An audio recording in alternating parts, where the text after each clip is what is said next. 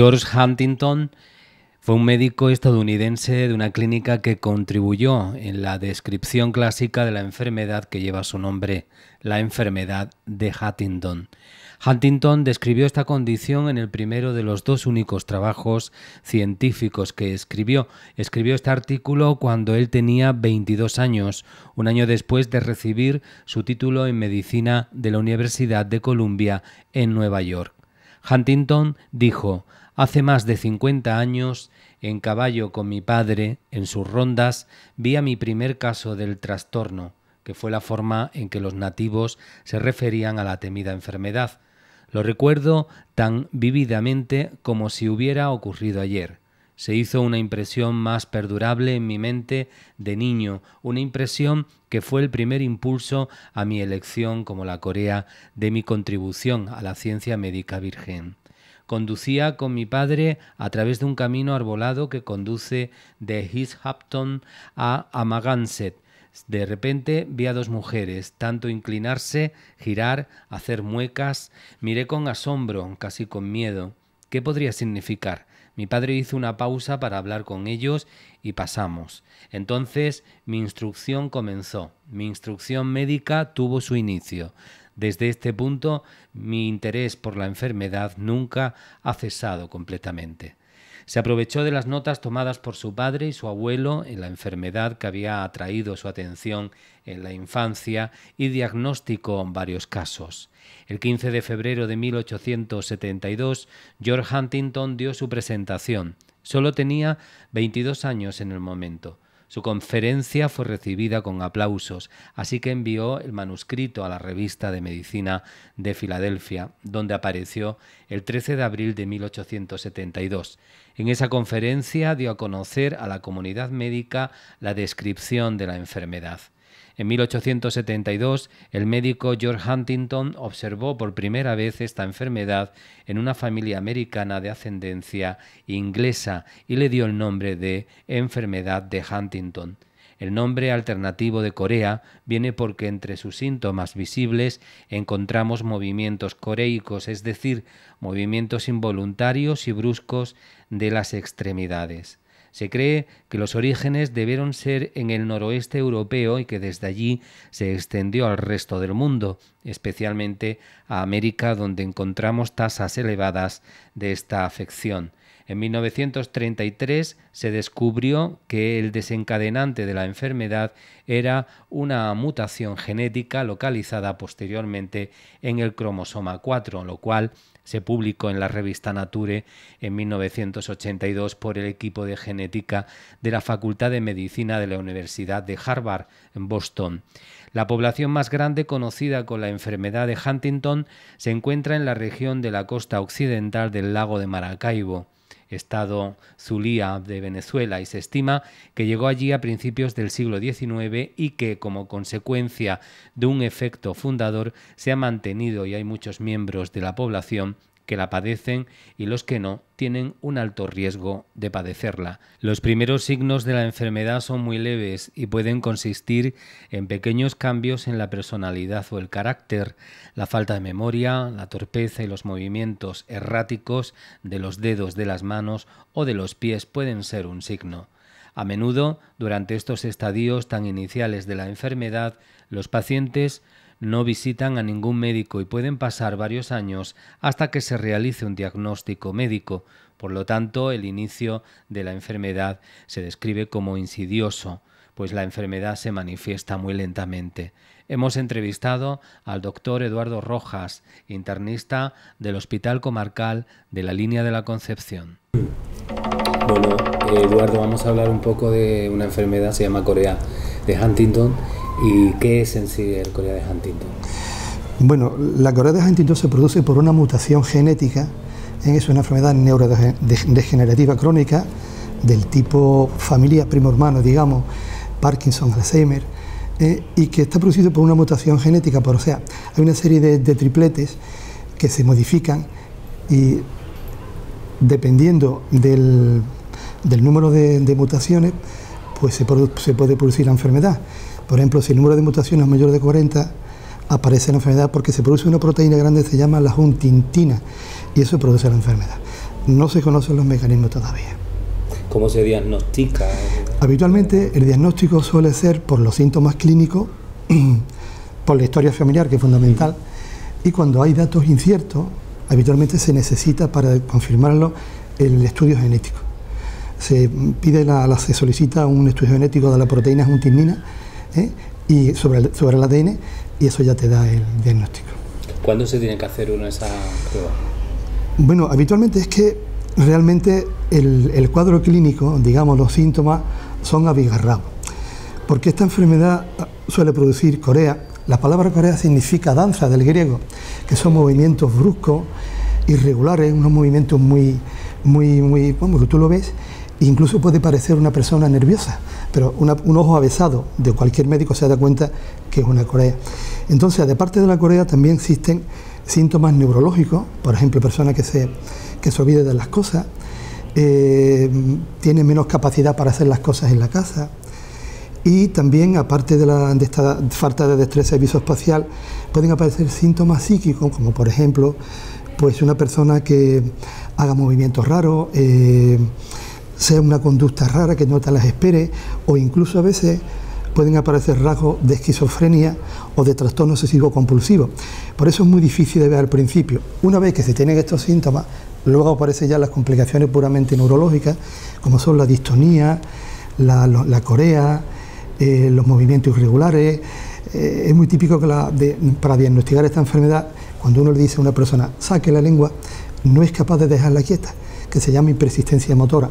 O cuando le dice cierre los ojos, tampoco es capaz de dejarlo, lo tiene que abrir.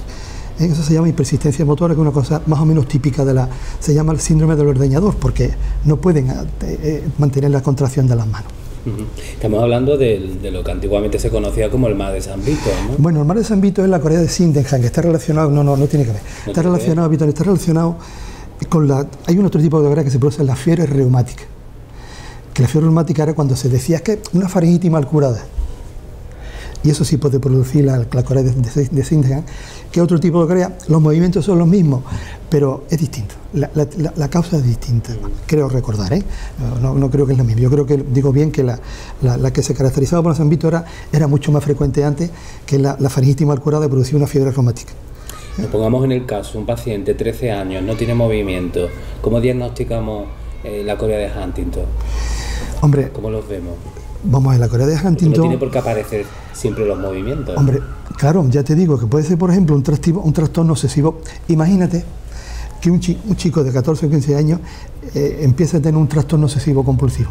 Sabes que el trastorno obsesivo compulsivo es una persona que repite mucho las cosas, que se lava mucho las manos. Bueno, pues si ese chaval tiene, por lo que sea, un tío o su padre que ha tenido unos movimientos anómalos, cabe pensar, mira, esto, oye, un neurólogo o un médico que lo piense puede de alguna forma orientarse a esto. Pero es que está bien agarrado, porque ya te digo que puede empezar por trastornos conductuales, puede por trastornos neurológicos, y después ya aparece la corea. Que la corea no aparece de entrada, que muchas veces obliga a un seguimiento y a permanecer atento. Pero el diagnóstico de certeza es habitualmente genético, por la mutación de estos nucleótidos que hay, que se repiten muchas veces. ¿Dónde podemos nosotros tener esos conocimientos? Hombre, de entrada yo aconsejaría, bueno, hay que hacer un seguimiento. Un médico de atención primaria que vea algo anómalo, obviamente lo primero es mandarlo al neurólogo.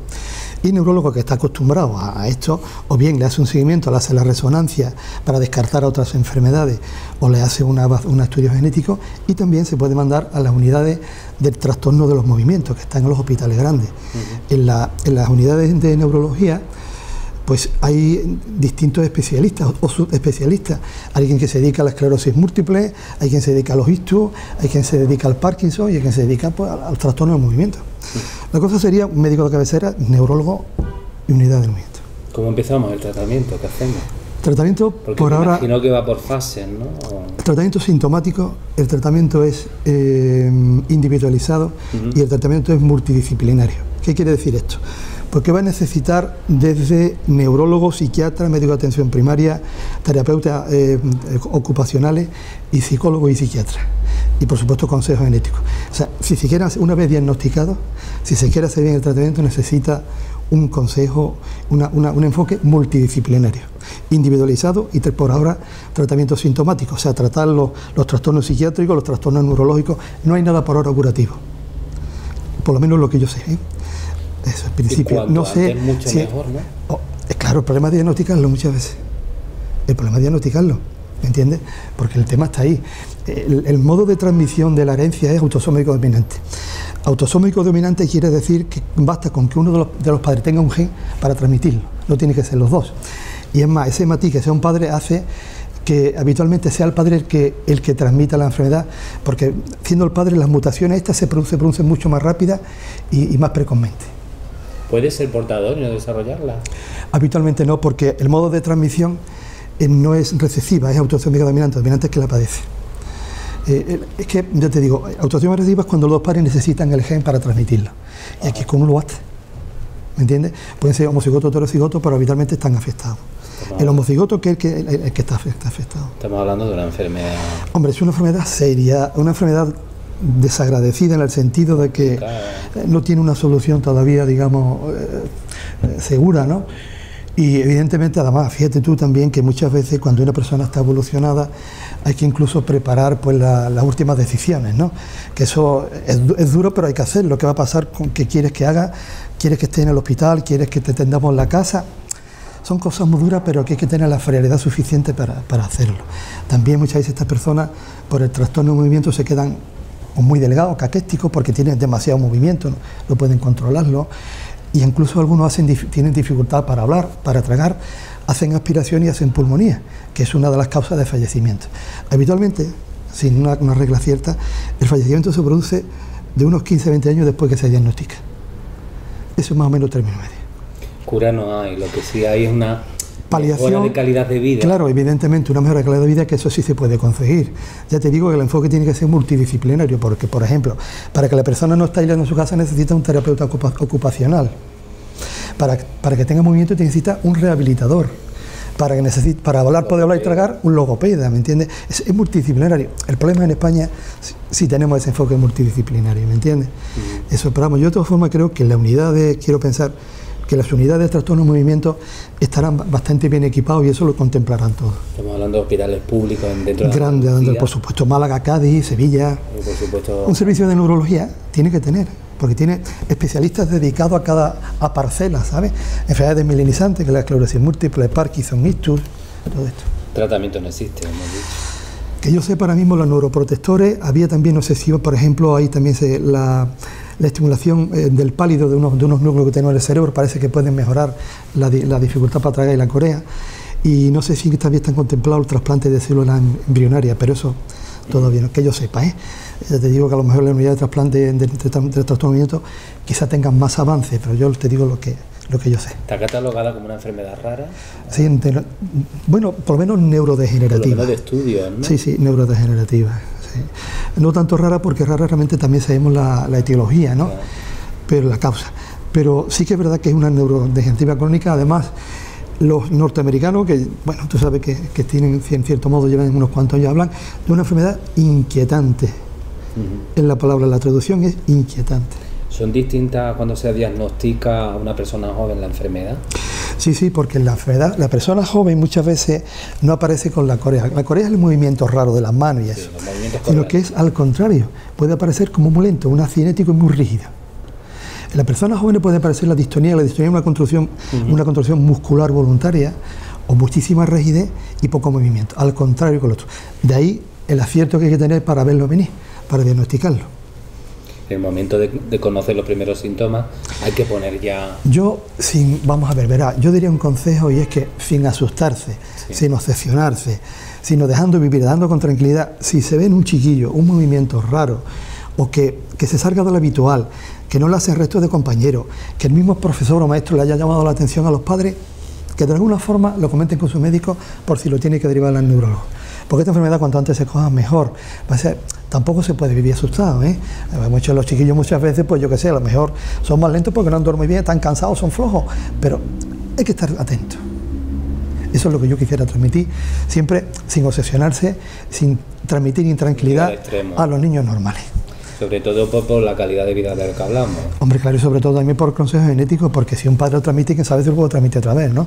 O ese mismo hijo, ¿no? Es que el tema está ahí, la base es el consejo genético. ¿Tienen que llevar una dieta distinta? En principio yo creo que una vida normal, o sea, ten en cuenta que esto es una cosa neurodegenerativa, producido por un mecanismo genético, por una serie de las bases del ADN, y eso no tiene, por ahora no, por ahora. Siempre medicina, hay que decir por ahora, porque medicina muchas veces está sometida a muchos avances. Si mi hermano lo tiene, ¿lo puedo tener yo? Si tu hermano lo tiene, yo me haría un estudio genético, no te lo sé decir, sinceramente, yo me haría un estudio genético. Es más, es obligado a hacértelo,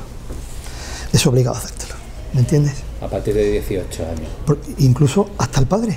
Te voy a explicar lo que hemos comentado antes. Si una persona, porque esta enfermedad puede ser de los 30 a los 50 años, aunque tiene un rasgo muy grande de los 2 a los 80, lo más habitual son de los 30 a los 50. Si una persona lo desarrolla a los 50 años y ya ha tenido un hijo, esa persona se pone enferma a los 50 años, a lo mejor ya se la ha transmitido al hijo y no ha dado tiempo, con lo cual hay que hacérselo al hijo y al padre. ¿Me comprendes? ¿Se da más en los hombres? Por igual.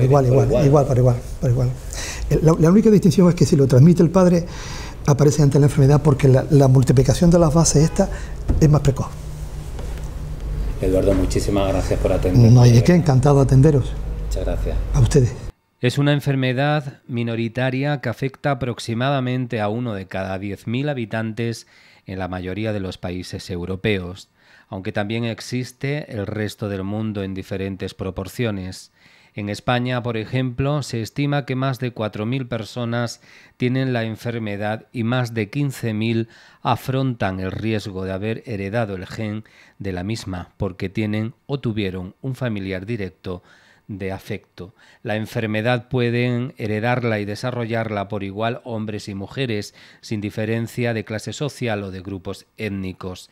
Es una enfermedad rara, desconocida, pero que en Gente de Aquí pretendemos conocerla más gracias a sus protagonistas. Se llama Carmen Fernández, su marido Carlos Buet padece la enfermedad. Bueno, Corea de Huntington.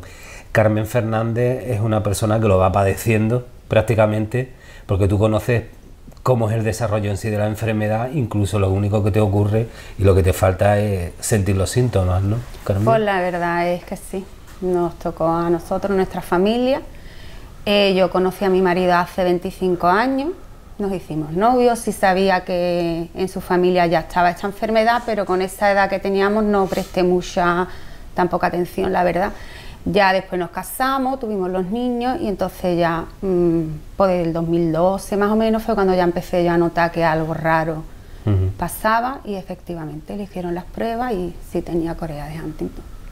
En aquel entonces prácticamente es que no había tanta información quizá. No, porque había. Ni tu marido en un momento dado sabía o conocía la enfermedad. Esto ha empezado un poquito así a saberse ahora, cuestión de 3 o 4 años, cuando han empezado a darle un poquito más. Es considerada rara, a pesar de ser la tercera enfermedad que más se padece de neurodegenerativa. Está el Alzheimer, el Parkinson, y la tercera es el Huntington. Y en cambio muchísima gente no la conoce. Se llama Corea de Huntington precisamente por esos movimientos coreáticos, ¿no? Ajá, efectivamente. Pero para que la gente sepa de lo que estamos hablando, antiguamente siempre se le ha conocido como el mal de San Vito. El mal de San Vito. Además, a mí me da muchas veces coraje, ¿no?, cuando dicen, estás bailando el baile del San Vito, y te entran, se ríen, y yo me quedo, yo digo, si ustedes supieran lo que es el baile del San Vito. Lo que significa, ¿verdad? Porque pues, es un descontrol nervioso. Descontrol. Él empieza como a morir las neuronas y no se va regenerando. Nosotros, por ejemplo, las neuronas mueren y van regenerando, a ellos no, entonces les va afectando. Hay enfermos que empiezan con problemas de irritabilidad, cambios de conducta, problemas psicológicos, psicóticos. Hay otros enfermos que empiezan directamente con movimientos, rigidez. Es que tampoco está... ¿Todos los casos son iguales? No, cada caso es muy diferente y todos muy parecidos. Como digo yo, vamos todos en un barco juntos y un poquito a la deriva, no sabemos, ¿Y cómo lo notáis? Porque sabéis que tenía la enfermedad, pero ¿cuándo se diagnostica? ¿Cuándo os dais cuenta de ello? ¿Cómo te das cuenta que algo pasa? Por ejemplo, yo sus tíos sí sabía, lo notaba los movimientos. Muchísimos movimientos, como si estuvieran al andado, como si estuvieran alcoholizados, se le notaba muchísimos movimientos. Yo, mi marido, ya al saber que la enfermedad tenía posibilidad de padecerla, pues siempre estaba a la alerta. Claro, la que más se da cuenta es la que está viviendo 24 horas con esa persona, lógicamente. Entonces yo le empecé a notar como un cambio en la personalidad. De actitud. Sí, de actitud, me pareció súper extraño. Entonces ya hablé con él, me comentó que sí, que se notaba un poquito de rigidez, las cosas sí notaba yo que se le caían muchísimo de las manos, muchísimo. Y entonces ya hablamos con el médico, lo derivaron a Sevilla, que nos contó la misma vida, porque le pertenecía aquí, no en Sevilla. Y ya pues le hicieron las pruebas y efectivamente tenía él. Desde ahí notas realmente que algo está pasando, ¿no? Algo ocurriendo. Yo empecé a notarlo más o menos en el 2012, además me acuerdo perfectamente porque era el año que hizo mi hija pequeña la comunión. Y yo decía, vaya, esta incertidumbre de que te van a dar los resultados, la alegría de la comunión, se nos mezcló allí un poquito todo. Y ahí ya, bueno, fue cuando se hizo la prueba, yo llevaba ya un par de añitos antes notándole algo. Tampoco es fácil decirle a una persona a la que tú quieres, oye, mira, yo creo que esto te está pasando a ti. No es fácil. También hay que entenderlo a los enfermos, pero los familiares también sufrimos mucho. Mucho, tanto, ¿no? Al lado de ellos, la verdad, porque los vemos como ellos se hacen los fuertes, pero en realidad están totalmente desprotegidos, no tienen armas con las que luchar. ¿Cómo evoluciona la enfermedad? Lo que va es muy agresiva, sí. El caso del que hablamos, que es tu marido, ¿cómo está evolucionando? Mi marido ahora mismo está en lo que se considera la primera fase. Tiene un poquito de rigidez en un lado del cuerpo, las manos ya empieza a notarse un poquito que le fallan, él habla un poquito, él ha empezado ya a reforzar los músculos de la cara, está yendo a un logopeda en Algeciras que lo está preparando, nos lo recomendaron antes de que llegara el problema más en sí. Supuestamente sabemos el proceso que va a haber porque lo estamos viendo y lo hemos visto con sus tíos. El proceso va a ir poco a poco perdiendo el habla, va a ir perdiendo la forma de andar, va a ir hasta que la enfermedad lo destruya, va parándole todos los órganos. Es lenta, ¿no?, el proceso. Se supone que es unos 15 años, pero por ejemplo en la asociación hay personas con las mismas repeticiones que mi marido y la misma edad y ya han fallecido. Es decir, que los médicos te dicen un proceso de 15 años, pero en realidad tú no sabes cuánto, no te lo aseguran. A lo mejor todo sucede en 2 años. Es que no, una enfermedad degenerativa. No se sabe, eso empieza a actuar y no se sabe tampoco cuándo. Me contaron, por ejemplo, en una reunión una señora que su marido la tenía y su cuñado. Su cuñado había estado años padeciéndola. Y había vivido siempre con la enfermedad hasta que la destruyó a los 10 o 11 años, me comentó. Dice, mi marido se lo llevó en 2, vivió súper bien y de pronto empezó con movimiento y en 2 años falleció. Dice, es que no se sabe en realidad tampoco cómo va muy bien esto. Carmen, has estado hablando realmente de un desconocimiento. Hay mucha frustración, ¿no?, con la enfermedad, ¿no?, porque es una enfermedad que también requiere mucho coste, porque logopeda, fisio cuando lo necesite, ¿no? Nosotros en realidad estamos teniendo suerte, Salva, porque por ejemplo logopeda nos dijeron que no cogiéramos cualquier logopeda, que no iba a saber tampoco tratar, que cogiéramos, como aquí no iba a haber especialista en Huntington, que cogiéramos uno que estuviera, por ejemplo, trabajando con enfermos de Parkinson. Entonces nosotros lo que hicimos es unirnos a la asociación de Parkinson y ya ellos nos han ayudado con el logopeda. Afortunadamente. Claro, entonces lo que es pagar pues en la asociación y apoyar también a los de Parkinson, porque a la vez ellos nos están ayudando a nosotros. Gastos extra, unas vitaminas que toma él, que es un omega 3 en altas dosis y el Q10 en altas dosis, que no lo venden, él lo pide en Estados Unidos. Eso no está comprobado de que sea efectivo, Simplemente su neurólogo de Sevilla nos dijo que eran vitaminas muy fuertes para las neuronas, lógicamente le iba a hacer bien, mal no le iba a hacer, pero que demostrado tampoco estaba. Él ya lleva unos cuantos años tomándola. Sabemos también que la práctica del deporte nos viene muy bien, ¿no? Sí, el tai chi. Él hace el tai chi aquí en el pabellón, con Ocio Sur. Hace tai chi, está muy contento y le va muy bien, sobre todo por el equilibrio, fortalece, y aparte va al gimnasio a menudo, va con nosotros, va conmigo y con nuestros niños, va al gimnasio. Carmen, hay que ser una persona muy fuerte, ¿no? Yo no lo soy, Salva. Yo no lo soy, a mí me cuesta. Muchas veces me dicen, sí, tú lo eres, y digo, no, yo es cada mañana. Yo es cada mañana me levanto y digo, un día más. Y si la vida nos ha dado esto y si la vida la falla a mi marido, yo voy a intentar no fallar, voy a estar a la altura, pero en realidad no lo soy, Salva, no lo soy. Porque eres el sostén, digamos, de todos, ¿no? Porque esta enfermedad, desgraciadamente, es hereditaria y hay también 2 hijos por medio, 2 hijos, a un 50%. A un 50%, ¿no? A un 50% cada uno. ¿Cómo se enfrenta esto de forma de decirle a tus hijos, tenéis que haceros las pruebas y... Ellos, porque lo habéis hablado todo, ¿no? Ellos, en mi ¿no? casa esto se trata con naturalidad, Salva. En mi casa nunca hemos ocultado nada a nuestros hijos lo saben todo. Ellos ahora mismo son adolescentes, ellos han decidido que sí que quieren hacerse las pruebas. Hay que esperar a que tengan los 18 años. Tiene que estar preparado primero por un psicólogo, porque tampoco un positivo puede destruirle a lo mejor la vida. No todo el mundo no está preparado para saber esta noticia.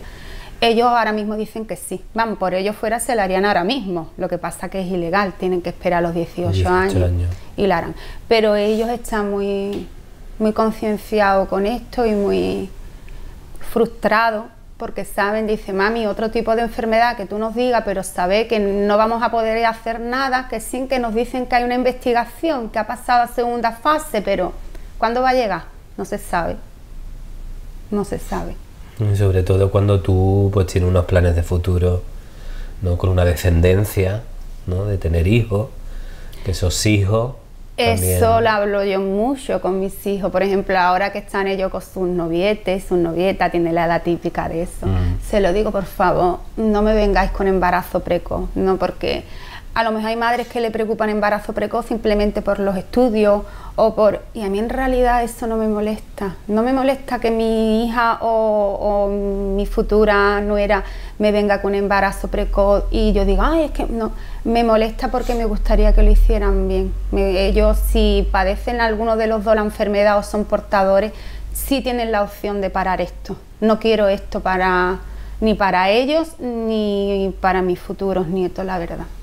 Porque ellos tendrán que llegar el momento que se lo tengan que comunicar a su pareja, lo ¿no? saben. La posibilidad que tienen. Claro, sus parejas son niños, pero yo siempre se lo he dicho a mis hijos, ser justos y tampoco hacer que una persona se enamore de ustedes y le tengáis esto oculto, ¿no? Ustedes ser justos y naturalidad. Mira, pasa esto y si yo lo tengo, pues yo siempre, hombre, los trato con optimismo. Yo espero que para mis hijos ya esté aquí la solución más que, vamos, mi marido está justo al límite. Mi marido, si pasa de la primera fase, ya va a ser mucho más difícil tener solución.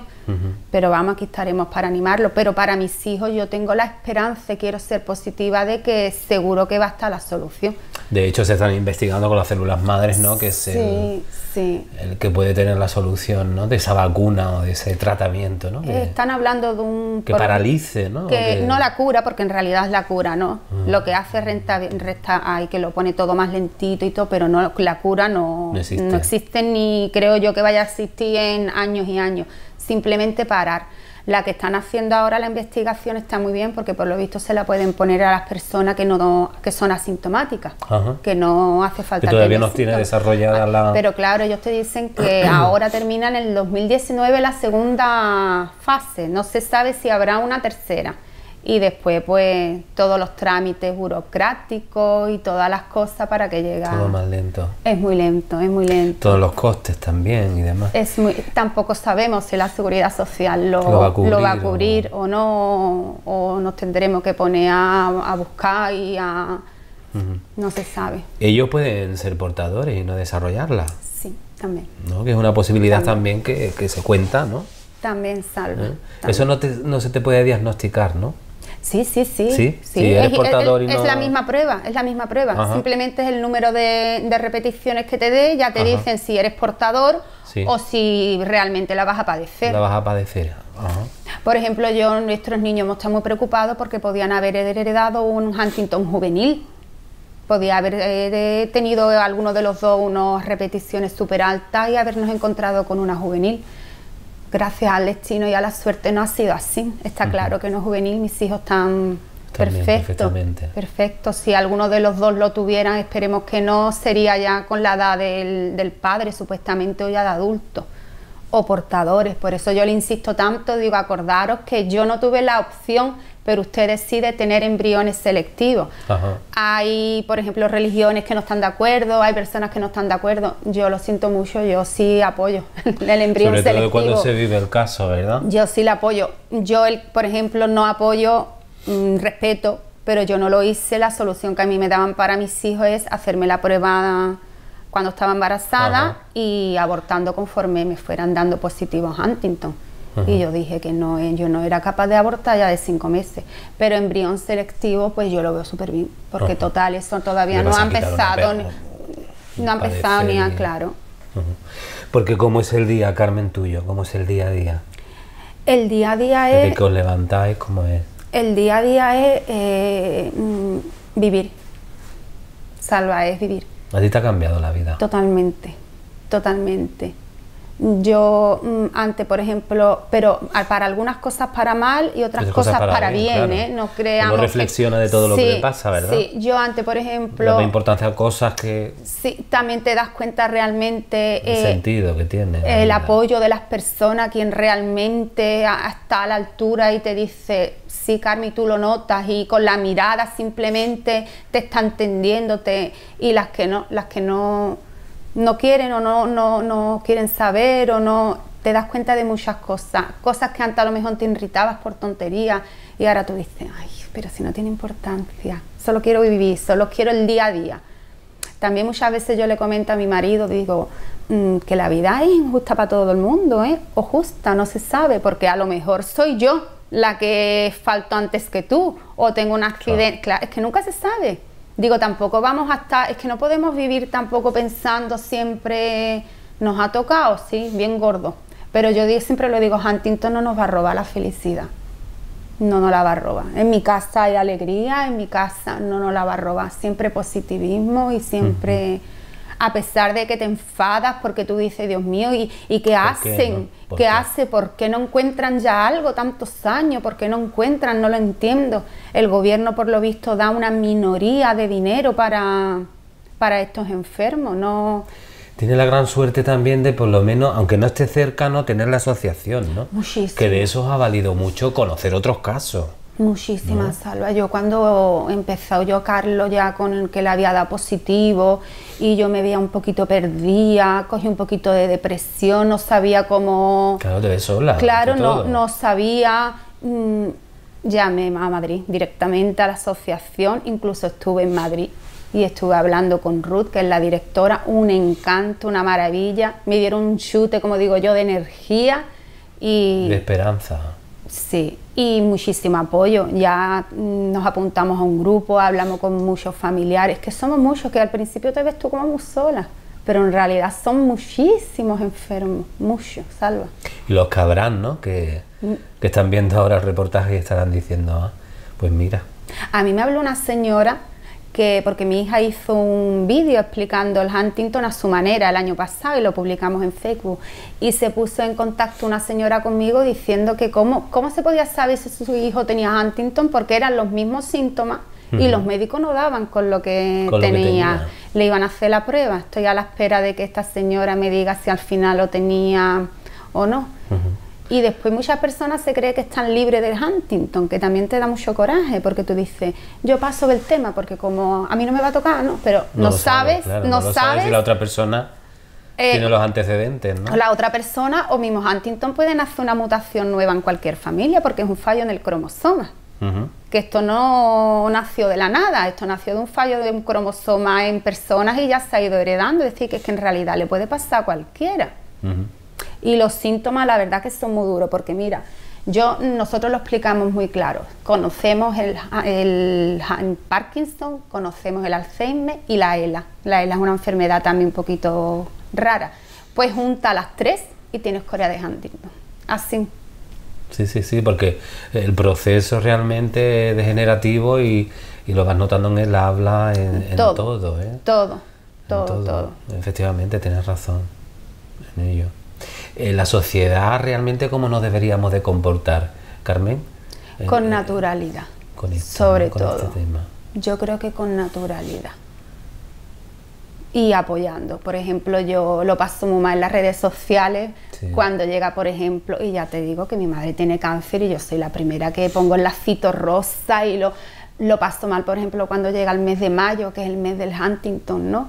Y tú le pides a tus amigos de Facebook, tú pides a personas, por favor, es el color púrpura, el del Huntington, ¿no? Que es nuestro mes, que es nuestro... Y ignorancia tras ignorancia, y tú te dices, bueno, pero ¿por qué? ¿Por qué? Si solo queremos que el mundo conozca que Huntington existe, que no es una enfermedad que existe, que sea conocida de una vez, que te sientes un poquito como que no te hacen caso. Afortunadamente tus hijos están en la conciencia de ello. Muchísimo. ¿No? Y son personas jóvenes que sin duda van a comenzar la lucha de otra forma, ¿no? Además, el año pasado hubo una carrera solidaria en el Instituto de José Cadalso y mi hija tuvo mucho arte, porque creo que era con el cáncer, me parece, o no recuerdo bien de lo que era, pero ella se hizo su dibujo del logotipo del Huntington y se lo puso aquí, se lo plantó aquí, con el nombre de su padre. Y claro, ya todas las amigas, ay, pero es que sí, es que ustedes vayan a correr, pero yo también voy a correr para el Huntington, ¿no? Y se hizo ella sus fotos y las publicó ella en el Instagram y sí, yo creo que mis hijos van a seguir la cadena nuestra de aquí no nos callamos, aquí con el Huntington no nos callamos. Carlos, lo tienes, aunque día a día lo vas perdiendo, ¿qué sensación tienes? Te sientes mal. Sí, ¿no? Te sientes un poquito sola a veces, te sientes mal. Porque tú dices, lo adoras, lo amas, lo quieres, pero va muy lento, va muy lento, va muy lento y lo vas aceptando. Que por otro lado, muy bien, ¿no? Que no sea agresivo, ¿no? Claro, pero vives con el miedo de que esta lentitud de pronto empiece a acelerar y lo pierdas rápido. Mucho miedo. Mucho miedo. Ese es tu sentimiento. Sí. Porque lo que es, yo no tengo miedo a cuidarlo, no, yo no tengo miedo a eso. Yo tengo miedo a lo que has comentado, a perderlo. Pero a mí solo digo muchas veces, digo, tú a mí no me vas a perder, yo voy a seguir siempre a tu lado y sus hijos, vamos. Pero te da miedo de eso, de que vas viendo otros casos en los que ha acelerado y se han ido rápido y tú dices, por favor, que no, que a él no, que a él no. Es que incluso para tratarlo, ¿no? Hay que ser fuerte de mente y saber y tener delicadeza de cómo hacerlo, ¿no? Porque Carlos a veces se levantará con ganas, otras veces con... Él por suerte siempre ha sido muy positivo, sí, Salva, ¿no? Por siempre. Eso le ha venido bien. Sí, siempre ha sido muy positivo, muy optimista, siempre ha sido muy optimista. Lo que pasa que él, muchas cosas le causa ansiedad, por eso él no está aquí ahora mismo. Hay muchas situaciones que le causan ansiedad y por supuesto es lo que el primero nos dijo el médico, todos esos momentos y situaciones hay que intentar evitarlo. ¿Por qué? Pues porque esos momentos matan neuronas y eso a él le viene súper mal. Matar neuronas para nosotros es lo peor que le puede pasar a Carlos, pero es positivo. Lo que realmente recomienda es tener una tranquilidad enorme. Tranquilidad, ¿no? Que no se estrese por nada. Excite, no... Sí, no fumar, que él nunca ha fumado, no beber, nunca ha bebido a lo mejor cuando éramos jóvenes una copita, ya no, cuando salimos pues se toma una cerveza sin alcohol, una Coca-Cola, el omega 3, el Q10 y una vida muy sana, muy tranquila, muy relajada, es lo que te recomiendan. Es que no puedes hacer otra cosa. No hay otra cosa que hacer, es tu única defensa. Él se dedicó al taxi, ¿no? Él era taxista. O sea, una persona social, una persona siempre... Sí, eso le venía muy bien en parte lo que era el hablar con sus clientes, eso le venía muy bien. Lo que pasa que lo que es el estrés de la carretera, sí que dijo el médico, dice, Pues esto le hasta... Sí, porque tienes que reaccionar, situaciones... esto hay que evitarlo totalmente porque esto además hace que acelere la enfermedad por la pérdida de neuronas, esa ansiedad, ese estrés de tener que estar en la carretera. Es diferente que tú digas, por ejemplo, ahora mismo, pues voy a no sé dónde, cojo mi coche porque quiero, pero no una obligación, y todos sabemos que la carretera te estresa, te estresa. Y el pobre pues tuvo que dejar su trabajo. Bueno, afortunadamente está ahí al ladito de la playa. Que estamos cerquita. Se da sus paseos, él se da ¿no? sus paseos por la playa. Es que yo se lo digo, mira Carlos, si al final Huntington, mira, pues nos ha dado también cositas, tranquilidad y relax. Él con el trabajo, por ejemplo, llevaba años sin disfrutar del verano, de la playa, pues ahora con el Huntington sí que lo disfruta. Sí, que se intenta buscar ese lado positivo. Sí. Sí, ¿no? sí. De las cosas. Claro, es que tampoco, es que si nos ponemos salvos a mirar lo malo, eso yo creo que es la fortaleza, como me dicen a mí desde la asociación y desde el grupo, ¿no? Dice, eres tú la fortaleza, tú tienes que estar fuerte, ¿no? Para él y para ellos, porque también hay que pensar que es que aquí viven los dos adolescentes, que ya sus problemas, sus cosas de dos adolescentes normales, y sumado al Huntington, como digo yo, aquí vivimos 5 personas, más los 2 perros. Huntington, mi marido, mis hijos, yo y los 2 perros, es decir, que tiene tela y tal la cosa, vamos. ¿Y a ti, cuando te llega el momento, qué haces? ¿Te das la vuelta o...? Paseo un poquito. Porque hay que cargar... ¿no? Paseo un poquito. Como todos los cuidadores que tienen enfermedades, ¿no? Pero Salva, lo mío es muy curioso, a mí me relaja mucho estar abrazada a él simplemente ya con eso. Sí. Si él es, claro, cuando él está tranquilo, por ejemplo, y yo me siento y estamos viendo una película, para mí ese es mi momento más de relax, no... ¿Sabes? Ahora sí, por ejemplo, cuando me nota a lo mejor un poquito de ansiedad, que también es típico, ¿no? Normal, de aguantar, de tu pensar, como digo, nos adelantamos más al acontecimiento y sufrimos más por lo que va a venir que por lo que está pasando. Pues si te das un paseo y te relajas por la playa y ya está. Pero yo estar con él me relaja muchísimo, muchísimo. El verlo sonreír. Yo muchas veces cuando está jugando con mis hijos y yo me alejo, me dice, ¿pero por qué te alejas? Digo, porque me gusta veros desde lejos cómo disfrutáis de la vida. Yo eso antes no lo veía. Yo a eso antes no lo apreciaba, no. Que fíjate, ¿no? Son cosas una cara y otra sí. de la enfermedad, ¿no? Que sí. te hace también como persona, ¿no? Ver la vida de distintas formas, ¿no? Sí. Porque me imagino que hábitos en tu vida has cambiado. Claro, sin duda. lógicamente. Más dedicación a él, sí. ¿no? Pero también no tanto porque lo necesite quizás, porque ahora mismo no es que me necesite porque él es totalmente independiente, ¿no? Sino porque me gusta estar con él, disfrutarlo, como diciendo, es como si tú tuvieras a un enfermo terminal, pero no sabes cuándo se te va a ir, entonces tú quieres disfrutarlo, tú quieres estar con él, porque tú dices, no sé cuándo se va a ir, yo quiero, vamos, apurar el tiempo. Ese es lo que yo estoy ahí agarrada a él. Aferrada a la vida. A la vida. Sin duda alguna. Día a día, como digo yo, nos levantamos día a día y día a día vivimos. Carmen, muchas gracias de verdad. No, gracias a ustedes. Por estar con nosotros explicándonos cómo es tu día a día.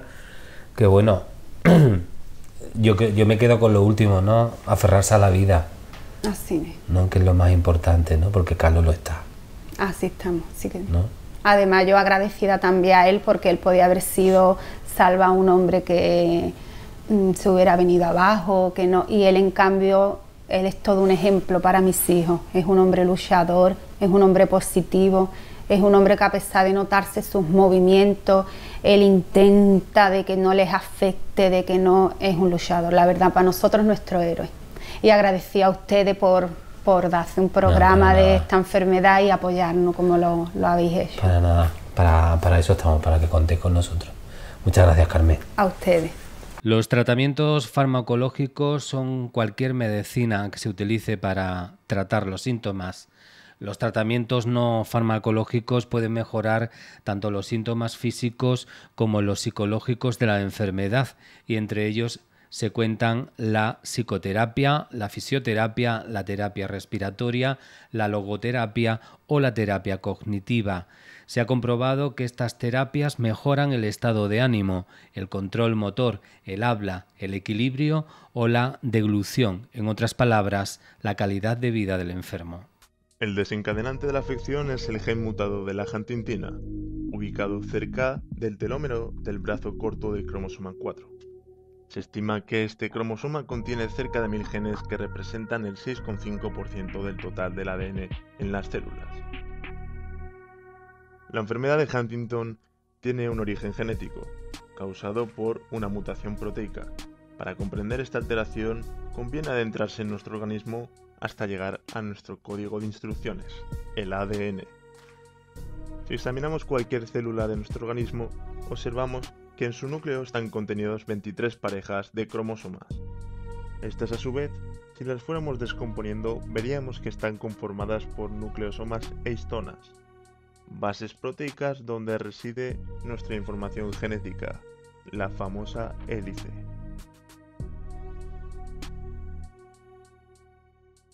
El ADN es responsable de la transmisión hereditaria, un código escrito por la combinación de las 5 bases nitrogenadas: adenina, citosina, guanina, timina y uralito, que en grupos ternarios conforman los nucleótidos. Llegados a este punto, la proteína de la huntingtina afecta a estas combinaciones alterándolas y alargando su codificación, dando lugar a acúmulos proteicos que se depositan en el cerebro, provocando una muerte neuronal. Como veremos más adelante, cuando la enfermedad debuta clínicamente, presenta 3 tipos de síntomas: los neurológicos, psiquiátricos y motrices. La enfermedad de Huntington afecta principalmente a unas células nerviosas del cerebro denominadas neuronas espinosas medias, las cuales coordinan información con otras neuronas para controlar el movimiento del cuerpo. La proteína de la huntingtina interacciona con otras proteínas modificándolas de tal manera que deteriora e intoxica el intercambio proteico y de información entre neuronas, afectando a su vez a múltiples procesos en nuestras células. Las consecuencias son una continua y progresiva destrucción neuronal que resulta irreversible. En la parte psiquiátrica, los síntomas pueden inducir a la dificultad para hablar o tragar, así como alteraciones del comportamiento que desembocan en un amplio abanico de problemas psiquiátricos. Desde el punto de vista clínico, lo más frecuente en el paciente con corea es el baile, es decir, el paciente camina con una inestabilidad continua como si estuviera constantemente bailando, con un movimiento de tronco, de extremidades y tics presentes en toda la cara. La realidad de la enfermedad es que los síntomas empeoran a lo largo del tiempo, dejando a las personas afectadas totalmente dependientes de la ayuda de otros.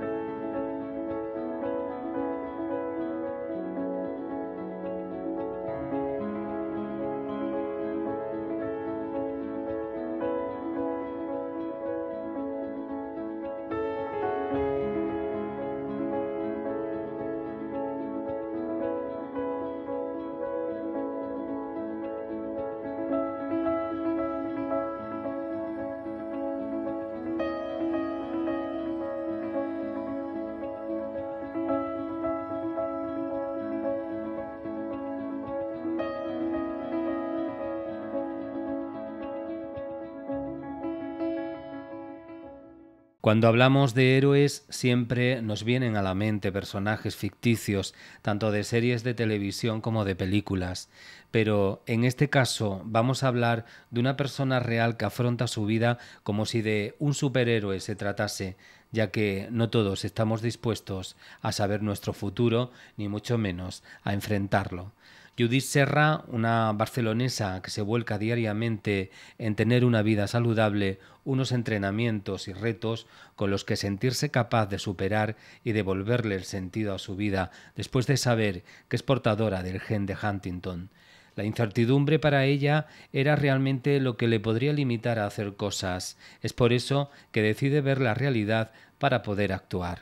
Judith lo hereda de su padre, dado que cada hijo en una familia afectada tiene el 50% de posibilidades de heredar la mutación. Como es lógico, después de saber una noticia del estilo, todos quedaríamos en shock durante un tiempo, sometiéndonos, por lo tanto, a duros procesos hasta llegar a la aceptación, pero para llegar a ese punto tienes que pasar por otras fases. En el caso de Judith, primeramente intenta negar el hecho, creyendo que ha sido un error médico y que por lo tanto no es cierto. Después de un tiempo de asimilación, el enojo contra el mundo e incluso contra ella misma es lo que toma protagonismo todos los días de su vida.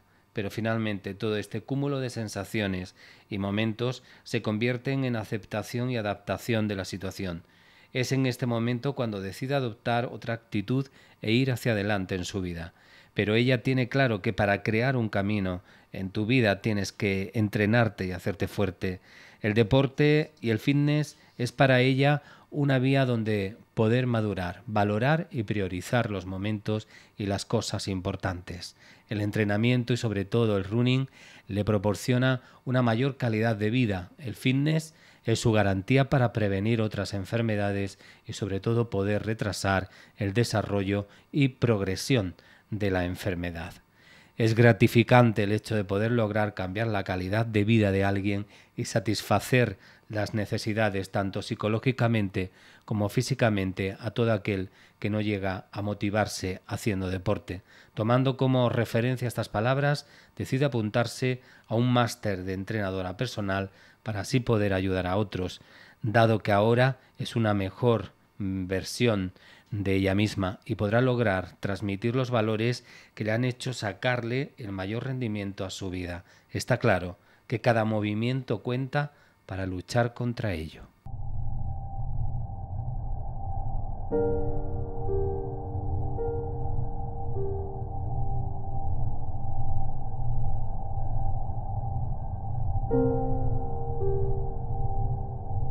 La diferencia entre tú y yo es que yo sé lo que me va a pasar y tú no lo sabes porque tú no has querido saberlo. Eso es la única diferencia. Hay gente que seguramente pensará que locura saber que vas a padecer esto, qué necesidad hay, ¿no?, de saberlo. Pues yo creo que sí que hay una necesidad de saberlo porque puedes anticiparte, ¿no?, a empezar la lucha, a empezar a coger las armas, ¿no?, para empezar a luchar. ¿De qué me sirve estar en la incógnita y estar sentado? Puedo decir que soy portadora asintomática de la enfermedad de Huntington. Fue un duro golpe para mí y un golpe que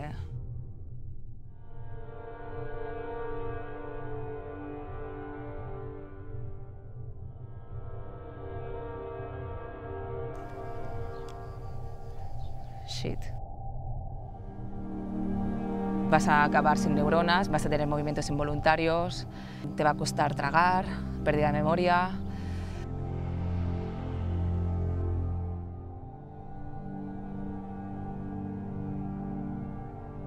Es heavy, ¿eh? O sea, toda tu vida deja de tener sentido, ¿no? Ya sé que suena fuerte de decir, pero incluso de lo más malo que hay, de lo que siempre hay algo que te puede aportar de bueno, ¿no? Tienes que saber ver, eres tú que tienes que abrir los ojos y decidir, vale, hoy voy a verlo claro. Esa fuerza tiene que nacer de ti. Sí que tengo un poco de miedo a sentirme incomprendida. Tengo que ser totalmente sincera cuando conozco a una persona y me enamore. Tendré que decirle, oye, que yo soy portadora de este gen y la voy a desarrollar, no sé cuándo, pero la voy a desarrollar. ¿Tú vas a ser capaz? Yo no cambiaría mi diagnóstico, pero sí que cambiaría el de mi padre. Solo con pensar que tendría la oportunidad de conocer a mi verdadero padre, pues eso me hace feliz. Yo creo ahora mucho en el poder de mi mente, en el poder de mi cuerpo, y voy a dejar la responsabilidad de mi salud en mi cuerpo y en mi mente, y voy a luchar cada día para estar sana. Eso es lo que voy a hacer, no voy a sentarme a esperar una medicación, porque el Huntington lo que hace es ayudarte a darte cuenta de lo que habías perdido, de lo que realmente es importante en la vida. No existen los problemas los creamos nosotros, porque la vida es muy simple, lo que pasa es que se puede hacer complicada. Y todas estas palabras, problemas, preocupaciones, quitarlas de la cabeza, porque no. ¿Por qué no? Porque hoy estamos aquí y a lo mejor mañana no intento que vean la misma perspectiva de vida que yo, pero sí que quiero que vean que hay salida, que esto no es un final. Todos somos positivos. En todas las enfermedades que existan en el mundo, todos somos positivos.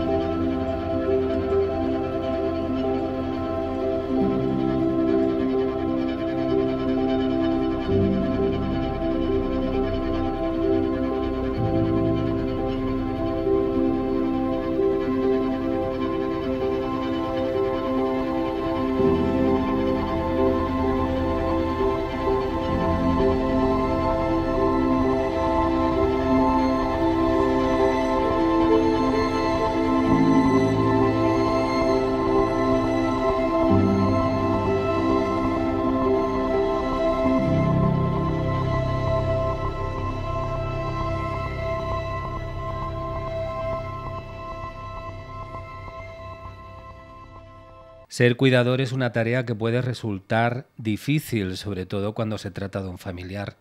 Cuidar de una persona es a la vez una tarea solidaria, conmovedora y satisfactoria que exige tiempo. Cuidar a una persona próxima o familiar es también una de las experiencias más dignas y merecedoras de reconocimiento. Pero ser cuidador es algo que normalmente no se prevé y para lo cual uno no está preparado. Ellas, Carmen y Rosy, se aferran a la vida cada día para amanecer con la esperanza. En el caso de Rosy, conoció la enfermedad con su marido. Hoy en día la sigue padeciendo con su hijo. Es uno de los remotos casos de Corea de Huntington juveniles. Conozcamos su historia. Bueno, Rosy, en Corea de Huntington tú vives la enfermedad por parte de tu marido como esposa, pero también como madre. Madre. ¿No? Y en el caso de como madre, pues el número prácticamente es menor cuando se diagnostica en personas jóvenes. Cuéntanos un poco tu experiencia como esposa y luego conocemos un poco. Es muy diferente la diferencia, porque con mi marido fue un poco más violenta, más agresiva, pero la enfermedad es la que lo tenía así, porque mi marido no era así. Y entonces, pues, él era guardia civil, él tenía su vida normal y corriente. Nos destinaron a Madrid, pero ya allí empezó la cosa que no iba bien, que esto no era él, era la enfermedad lo que se estaba apoderando de él. Mi marido no era así, siempre ha sido muy cariñoso conmigo. Y cuando yo vi este carácter, ese cambio, esas cosas que hacía conmigo, digo, este no es mi marido, a mí me la han cambiado. Y ya pues era la enfermedad que antes de irnos para Madrid, también tenía algo, una ramilla ya, y lo ingresamos en Granada, y allí mismo en Granada un neurólogo le diagnosticó lo que tenía. O sea, tú te casas pero no sabes qué tiene. No, era muy nervioso, no, que va. El padre sí, pero tampoco sabía lo que era, porque en aquellos tiempos aquella enfermedad era Desconocida. Desconocida, y es ahora y todavía desconocida, cuidado, que la gente no sabe apenas nada de esta enfermedad, que se tenía que dar un poquito de... Allí justo te enteras que en el propio hospital de Granada, cuando sí, me lo dijo un neurólogo, que tiene la enfermedad, te enteras también que tu hijo puede ser... Pues era hereditario, un 50%, pero que normalmente siempre ellos no lo podían saber hasta que el niño fuera más mayor, pero es que mi niño lo tuvo muy temprano. Mi niño tendría unos 17 o 18 años, él salía con los amigos, tenía sus pandillas, se iba a las discotecas, o sea, un niño normal y corriente. Y yo ya le veía algunos movimientos involuntarios, que es los síntomas más principales, que tú lo notas, esos movimientos no son normales. Y yo que lo veía, lo vi, también mi marido, digo, esto yo, mi niño lo tiene. Mi niño, y mi hermana, tú no digas eso, mujer, que tú estás obsesionada, que mi niño lo tiene. Digo, y lo tiene, y ahí está, metido en una cama. Prácticamente, bueno, con Germán es un caso aislado, porque el Corea de Huntington con una temprana edad es un caso aislado. La hay muy temprana. Te llega el caso, y tú cómo afrontas realmente la enfermedad. Yo se me viene en un abajo. Medios, ¿no? Ni con... Yo se me viene en un abajo, porque también hace tiempo la medicación que hay ahora para esta enfermedad no había. Porque hay muchas medicaciones que lo calman, que lo ponen más tranquilito, que más relajadito, pero en aquellos tiempos yo me acuerdo de mi marido que no le mandaban nada, si le mandaba algo no era nada, no le hacía efecto ninguno. Y sin embargo con mi niño, mira qué tranquilito está, es todo lo contrario de lo que era mi marido, todo lo contrario. ¿En qué fase está? Pues mi niño podría yo decir que está, es que no sé cuántas fases son, Mari Carmen, ¿tú sabes algo, no, hija? Está avanzado, ¿no es agresiva? Sí.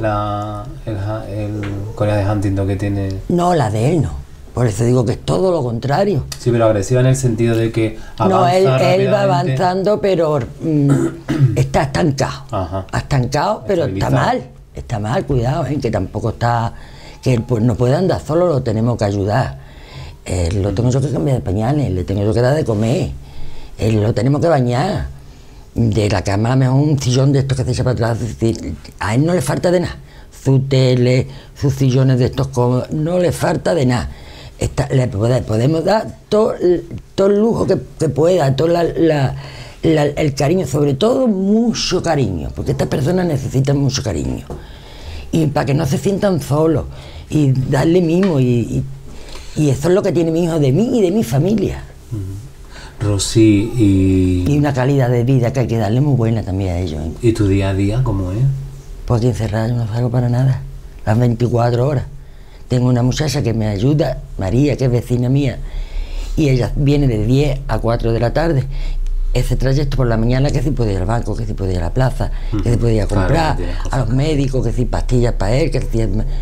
Tengo la libertad de irme y tranquila, porque sé que... ¿Cómo te pones en contacto con la asociación? Por Facebook tengo yo su página. Sí, ¿no? Tengo yo, y en privado me hablo con ellos, con José, que es muy buena gente, de Casanova, y con Judy, y con Ruth, que son las que llevan, son buena gente, todos son, vamos, espectaculares, vamos, que te quedas asombrado y ayudan mucho. De hecho tenéis un grupo, ¿no? Sí, hecho en Facebook, ¿no? El grupo familiar. Lo digo, se llama Grupo Familiar Corea de Huntington, por si alguien que nos está viendo quiere entrar en contacto en Facebook. Sí, ¿no? porque ahí, como es privado, no es...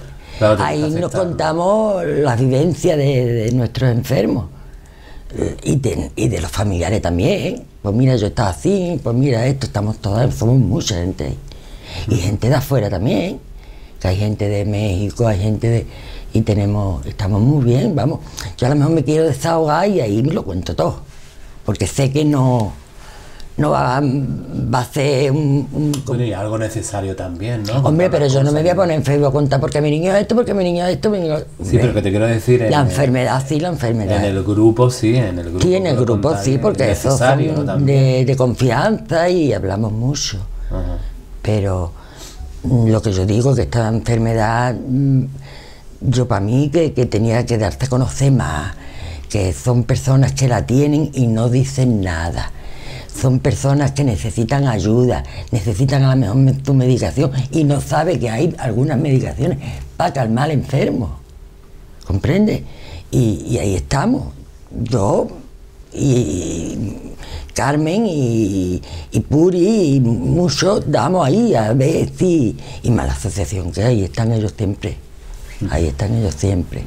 Y nos en el caso siempre. de Germán, por ejemplo, en lo que es la medicación, ya que se está haciendo la investigación para poder parar un poco la... Ojalá saliera ya, porque están en ahí. En caso de Germán, ¿qué es lo que sabes? Pues esa es la cosa que no sé si es que están investigando una medicación, pero esa medicación todavía no ha salido. Están probando con gente enferma. Por ahora ha sido positivo. Ahora tienen que probar con más gente. Si es el 100%, pues eso ya irá para adelante y la farmacéutica irá... Yo es que no entiendo mucho de eso, pero yo no sé si valdrá para mi hijo o para personas que están empezando ahora, porque mi hijo ya está muy avanzado. No sé en qué sentido ya esa medicación, pero vamos, que yo para mí salto de alegría desde que ahí están luchando, están investigando. Por lo menos eres esa madre coraje que estáis luchando. Sí, bueno, somos muchas, somos si muchas. no es por tu hijo, por los que están, Sí, ¿no? Como Carlos, nos apoyamos mucho, porque a lo mejor uno está malito, porque a lo mejor, ay, pues mira, tú no te preocupes, que aquí estamos, nos apoyamos, somos como una familia. Tanto la asociación como todos, somos como una familia. Y me gustaría que esto saliera a la luz para que familias que estén con este problema, con esta enfermedad, que salgan, que se unan, que sepan que hay esta medicación, que mira, no te preocupes, tú habla con toda confianza, que nosotros estamos aquí, que ya, ¿me entiendes? Hombre, solo con la experiencia que estás contando estás ayudando. Exactamente. Pero ahí estamos, ahí andamos. A ver si hay solución. Rosy, muchas gracias por tu testimonio. Vale, muchas gracias a ustedes. Muy válido. Digo, muchas gracias. Gracias a ustedes. Para terminar, deciros que la mejor actitud posible a tener día sí y día también es la positiva, porque nuestros pasos los daremos con mayor seguridad y confianza al pensar en todo lo que se puede conseguir y que es posible de alcanzar si nos los proponemos, sin duda alguna, la mejor calidad de vida para nuestros enfermos. Un fármaco en fase de desarrollo permite por primera vez corregir el error que causa la enfermedad degenerativa de Huntington, lo que podría ralentizar su avance, según ha informado la web especializada PharmiWeb. El tratamiento, que consiste en la inyección de un fármaco, es la primera terapia diseñada para reducir la producción de la proteína tóxica mutante huntingtina, la causa subyacente de la enfermedad, según un comunicado de Lonis, la farmacéutica que lo desarrolla. Pese a que aún se encuentra en estado de desarrollo clínico, el nombre oficial del fármaco se presenta como la primera innovación de su clase en los esfuerzos por detener a esta patología. Ionis HTTRX. La clave está ahora en moverse rápido hacia un proceso de prueba más grande que permita saber si ralentiza el progreso de la enfermedad, afirmó Sara Tabrizi, investigadora jefe del proyecto. Gracias, Carmen, por mostrarnos tu día a día, siempre con una sonrisa, la de la esperanza que vive Juan Carlos y que la esboza por ti. Gracias, Rosy, por mostrar ese coraje, por salir adelante y por acompañar a Germán en un montón de abrazos. Gracias a Judith desde Barcelona, aliada de las redes sociales, que con su día a día extiende el conocimiento de esta enfermedad y la convierte en menos rara. Gracias a Eduardo, que como profesional nos aconseja y nos brinda la posibilidad de un día a día mejor con aptitud con P y actitud con C. Nos vemos en el próximo programa.